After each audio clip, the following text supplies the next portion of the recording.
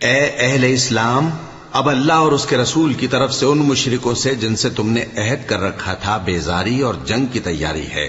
سو مشرکو، تم زمین میں 4 مہینے چل پھر لو اور جان رکھو کہ تم اللہ کو عاجز نہ کر سکو گے، اور یہ بھی کہ اللہ کافروں کو رسوا کرنے والا ہے۔ اور حج اکبر کے دن اللہ اور اس کے رسول کی طرف سے لوگوں کو آگاہ کیا جاتا ہے کہ اللہ مشرکوں سے بیزار ہے اور اس کا رسول بھی۔ اب اگر تم توبہ کر لو تو تمہارے حق میں بہتر ہے، اور اگر نہ مانو تو جان رکھو کہ تم اللہ کو ہرا نہیں سکو گے۔ اور اے پیغمبر، کافروں کو دکھ دینے والے عذاب کی خبر سنا دو۔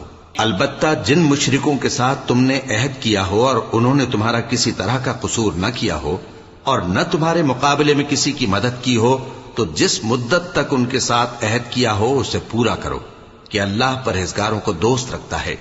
پس جب عزت کے مہینے گزر جائیں تو مشرک